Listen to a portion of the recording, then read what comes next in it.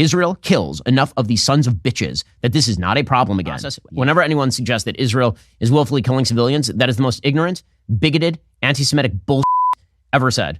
There cannot be a ceasefire. Anyone who calls for a ceasefire is a terrorist sympathizer under these circumstances. What have you been smoking, boy? Huh? What have you been smoking?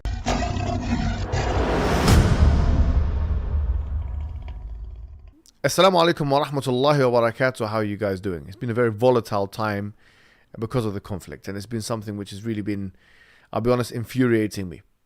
It's making the entire Muslim ummah sad. It's making us very angry at the same time. Today I'm going to be refuting Ben Shapiro. I've refuted him in the past, and I'm going to be refuting him again. But before I do so, I just want to make something very clear. A lot of the people that are coming out and discussing some of the protests and some of the demonstrations or whatever that are being conducted by some pro-Palestinian sympathizers are framing it as some kind of celebration for the civilian deaths on the Jewish side. Now, what I'll say is this unequivocally. First of all, that's slander, quite frankly. And pro-Palestinianism is not equatable with anti-Semitism. It's not equatable with celebrations for Hamas. It's not killing civilians or whatever it may be. It's not equated with any of those things at all. And the flag of Palestine doesn't symbolize, and it will not symbolize, and it cannot symbolize, and it has not symbolized, civilian death or the celebration of civilian death. We don't celebrate, and this is a caveat I'm going to make, a disclaimer that I am going to make. Yes, we do not celebrate any death of any civilian from any religion or any background. No man, no woman, no child. And that is not despite the Islamic teachings. That is because of the Islamic teachings. Yes, the Prophet Muhammad sallallahu alaihi wasallam unequivocally told us that the killing of women, of children, the mutilating of bodies, and so on and so forth, all of those things are unacceptable. And this is all in narrations and hadith which are muttafaqun alayh, which are authoritative and authentic. So there's no doubt about that. And you can go back to my Twitter feed where I put those hadiths in the Arabic language in which you can translate for your own convenience. So don't try it. Don't try and smear us. Don't try and slander us. Don't try and attack. Don't try and produce red herrings. Now let's go and talk about this situation. First and foremost, I'll say, yes, we condemn any woman, child, or whatever it may be that's being killed who's Jewish and who's not a non-combatant. But why is it the case, Ben? Why is it the case that none of your colleagues or you have been able to offer one single condolence, one single condemnation, one single word of sympathy for any of the Gazans that have been killed throughout the 16 years of blockade in the open air prison that is called Gaza? The suffocating conditions, the gag conditions that have been put in place. Why is it that you have not been able to apologize for supporting the IDF who have perpetrated such actions, knowing full well that when they do so, they will disproportionately kill civilian people? Why is it that in the imagination of the Western media, when someone is killed who is a Jew, who has a European Jew, frankly, a European Jew, who has lighter skin, that must be cried about and all the leaders must say something, but that if the Palestinian children, if the Palestinian women, if the Palestinian elderly are bombarded, actually the blessings are given. Not only that, encouragement is given for such a thing. Tell me why. Give me a reason. The first thing I want to respond to is something that you mentioned in your video. You talk about Amalek. Now, for those who don't understand who Amalek are a group that are mentioned in the Hebrew Bible or the Old Testament. And if someone knows, for example, the book of Samuel, 1 Samuel chapter 15 verse 3,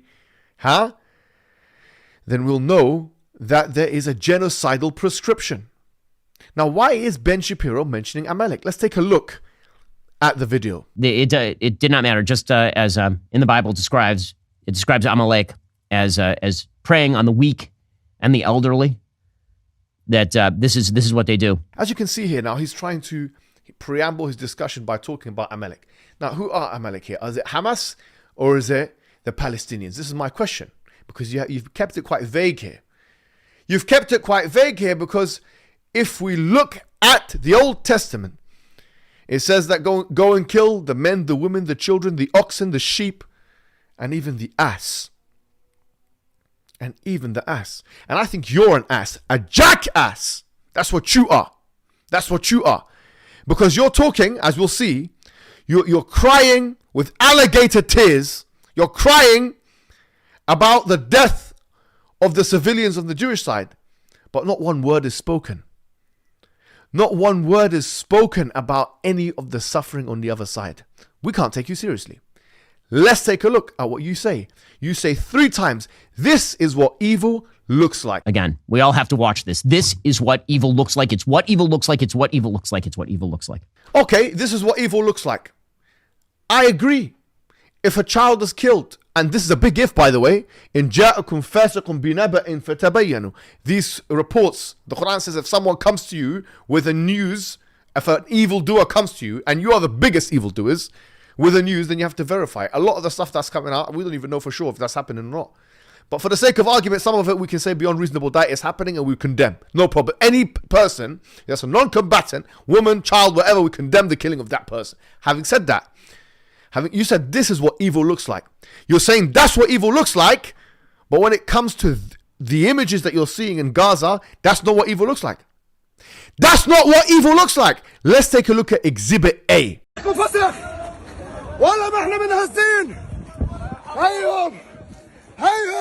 That's not enough for you. Let's take a look at Exhibit B.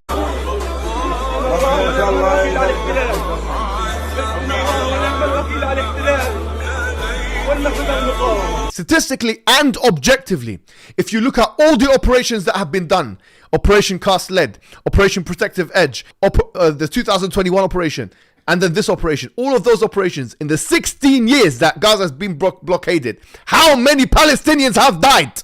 How many civilians have died? Answer me that question. How many civilians have died? How many women have died? How many children have died? How many? In 16 years, how many? Thousands and thousands and thousands. Thousands, and not one tear, not one word spoken. Because you know what? You prefer the blood of your children, the Jewish children, Israeli children, over the blood of ours. Full stop. How could you not condemn the IDF from doing these bombardments when they know full well that if they do these bombardments, they would disproportionately kill women and children? They do these bombardments, therefore they disproportionately kill women and children. Don't say that, oh, Hamas is using them as human shields. Hamas is using them as, like what? Every single member of Hamas has got a child in front of him like that and holding him like this? Is this the comic book picture that you're trying to portray here? 2.2 million civilians. Are there even enough Hamas to go around and hold them as human shields like that? A child? Are you dumb? Are you crazy? And why are you trying to portray as if the only way that there can be an offensive, an attack and defending, as you call it, Israel has to defend it? Why are you making it seem as if that's the only way is through aerial bombardment? Where the vast majority of people that are going to be killed are going to be men, women and children that are non-combatants? Surely there can be boots on ground. Surely you can be a man. The IDF can be men, real brave, real gallant, real courageous, which is something you can't fathom or don't know anything about. You have no fortitude at all. You have not shown any ability to engage with people even on an intellectual and conversational level. That's how lacking of fortitude that you are. Why don't they go face to face with Hamas? Fight them. Why'd you have to kill the child? Why'd you have to kill the woman?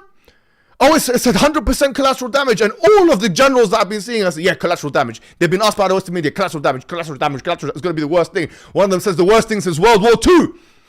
And you're talking to me about the Holocaust when you have one of your commanders telling, yeah, it's going to be the worst thing since the Holocaust, effectively.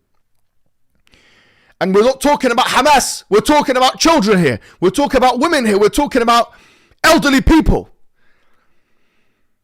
You make me sick. You make me sick. But what's even worse is that you go on to talk about the Palestinians and you deny that it's even an apartheid state. Let's take a look at what you say. Let me point out at this point, there is no apartheid. 20% of Israel's population is Arab. So you deny that Israel is an apartheid state? Why don't you look at any factual definition of what apartheid is? Apartheid is when there's discrimination based on race. A good example of that is South Africa. In a state, are you telling me Sheikh Jarrah was not apartheid? Are you telling me what happened in Sheikh Jarrah when there was dispossession, when there was detainment, when there was not a fair chance for the Muslim Palestinians, or not even Muslims, it could be any Palestinian, Christian even, that they would not have a fair judiciary crack at the whip? You're telling me this is equivalent to this? This guy's rights are equivalent to these guys' rights? Are you dumb? Are you mad? Are you crazy? What have you been smoking, boy? Huh? What have you been smoking? Your voice is so high, we've been taking some helium? Are you crazy? Are you mad? Don't go there. And what's even worse is that you go further than this. You talk about the annexation. Listen to this. This guy who thinks he's talking about, he's calling everyone else Nazis, but he seems to have the most fascistic and authoritarian dictatorial prescriptions. He's calling everyone else, all of his rivals, as Nazis. The Hamas Nazis, this Nazis, that one Nazis, the left-wing Nazi. Yeah. And what you're prescribing are effectively authoritarian dictatorship type, Nazi type policies. Let's take a look at what you talk about when you talk about the annexation of Gaza. Whether Israel annexes the Gaza Strip, as it damn well should, because the Palestinians have proved themselves incapable of self-governance in the Gaza Strip by allowing Hamas to overrun them. Now, this is beggars belief, really. Either you don't understand how the political system of certain countries and states work, you're blissfully ignorant, or you're intentionally ignorant, or you're trying to fool the ignorant. Either way, ignorance must feature in this analysis. Ignorance must feature in this analysis. If you're saying that Israel's not an apartheid state, but then in the next breath, you are recommending formal annexation through conquest, which, as you know, is against international law. But you don't care about international law. Forget international law, no problem. Don't call your country a democracy. Don't call your country a pluralistic place or a liberal place. Don't be stupid. You're calling for annexation because the Palestinians are not capable of choosing the right people. So you must make the decision for them, don't you, Ben? You must make the decision for them. Are you okay? Are you okay? And what's shocking is that those protectors, the bastions, the archetypes, the personifications, the walking freedom of speech advocates who are with you at the Daily Wire, none of them are saying, wait a minute, doesn't this deny self-determination? Isn't this against constitutional American rights that we speak about so much? None of your friends have told you that, wait a minute, let's rephrase this a little bit so it can be in line with maybe some constitutional principles that we are espousing elsewhere, that we're advocating elsewhere, that we're speaking about elsewhere. How could this be in line with democracy? How could this be like? Because that's what you preach. So why don't you practice what you preach? But no, it's Palestinians. As I don't know what his name is, the politicians, they're human animals, right? They're human animals, so they have to be treated as a second, not even no determination, self-determination. Okay, fine, have it your way. But don't call yourself not an apartheid state. You're an apartheid state. Don't pretend to be a liberal democracy. Do not pretend to be a liberal democracy. And don't call other people Nazis when your prescriptions are Nazistic and fascistic in nature. I don't know how the general public in America, most of which believe in a kind of constitutionalism, a kind of democracy, the majority of them, how could they tolerate this behavior? It must be that dehumanization has reached a critical boiling point, critical mass. It has to have reached critical mass, where these people now, honestly, their death and the images that we saw in the beginning of this video are inconsequential. It must be that they're inconsequential. Absolutely sickening and disgusting. And I think you've been watching a lot of my videos because you're starting to use my vernacular. He has an unfortunate history of being pusillanimous about all this. Pusillanimous? I don't know of any better word to describe you. A person who's been challenged in debate for a very, very long time. And all you can approach as a college student. Just like the IDF, cowardly. You're cowardly because the IDF want low risk, high reward. And for them, a high reward is high civilian casualties. Where they're pressing buttons in planes when they're very safe. But they don't want face-to-face confrontation. Why haven't we seen boots on ground?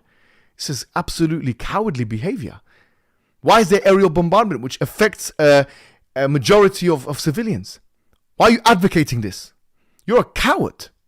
The IDF are cowards, no doubt about it. No doubt about it. Pusillanimous. You're a puss. You're a puss. I can't see a bigger puss than you. Cannot think of a bigger puss than you. Don't use that term as if you've got something. Any kind of fortitude. Walking around with security guards everywhere. You make me sick. Assalamu alaikum wa rahmatullahi wa barakatuh.